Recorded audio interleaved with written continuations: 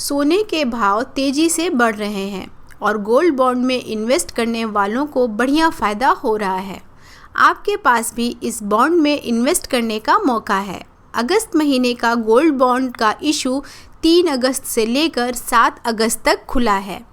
आप इस दौरान किसी भी दिन अपने बैंक या पोस्ट ऑफिस से इस बॉन्ड को सब्सक्राइब कर सकते हैं।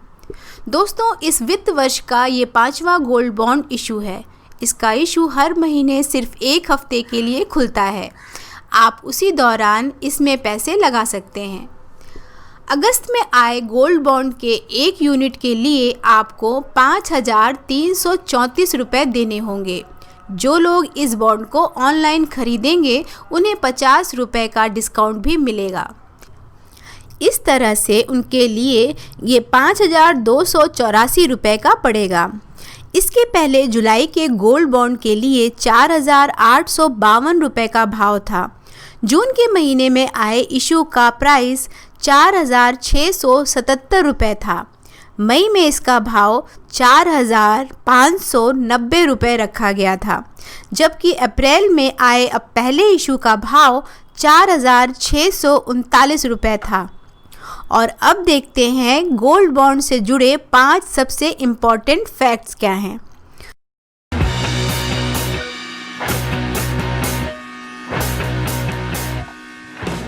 गोल्ड बॉन्ड खरीदने पर आपको कभी भी सोना नहीं मिलता है, बल्कि इसके बदले एक बॉन्ड मिलता है।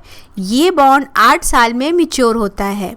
मैच्योरिटी पर आपका पैसा वापस मिल जाता है। इसके साथ ही अगर आपको मुनाफा हुआ है तो मुनाफे वाला पैसा भी मिलता है। इस मुनाफे पर कोई टैक्स नहीं लगता है।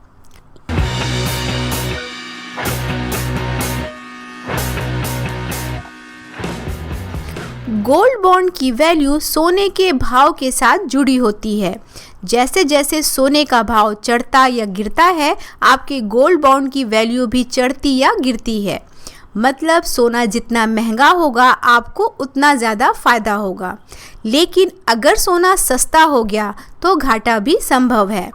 चूँकि यह सोने के भाव के हिसाब से ही रिटर्न देता है, इसलिए आप सोने की जगह गोल्ड बॉन्ड में इन्वेस्ट कर सकते हैं।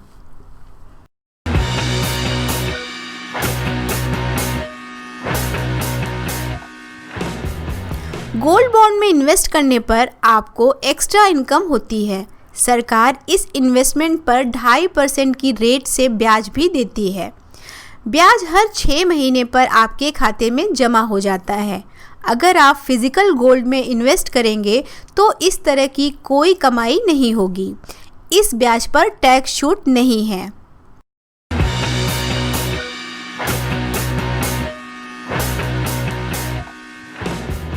गोल्ड बॉन्ड को खरीदना आसान है क्योंकि आप इसे किसी भी बैंक से खरीद सकते हैं। इसके अलावा इसे पोस्ट ऑफिस और स्टॉक एक्सचेंज से भी खरीद सकते हैं। लेकिन आप साल भर में सिर्फ 4,000 यूनिट गोल्ड बॉन्ड ही खरीद सकते हैं।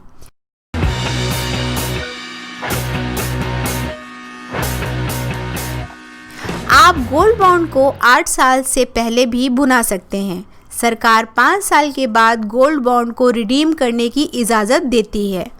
लेकिन अगर आप उससे भी पहले पैसा निकालना चाहते हैं तो इसे नेशनल स्टॉक एक्सचेंज के जरिए बेच सकते हैं। एक्सचेंज में बेचने से जो मुनाफा होगा उस पर टैक्स लग सकता है। गोल्ड बॉन्ड बेचने के लिए आपके पास डीमैट अकाउंट होना चाहिए। दोस्तों, अगर आपको मेरी ये जानकारी काम की लगी हो तो इसे शेयर कीजिए और लाइक कीजिए, और ऐसे ही उपयोगी वीडियो देखने के लिए इस चैनल को ज़रूर सब्सक्राइब कीजिए और बेल आइकन को टैप करना ना भूलिए।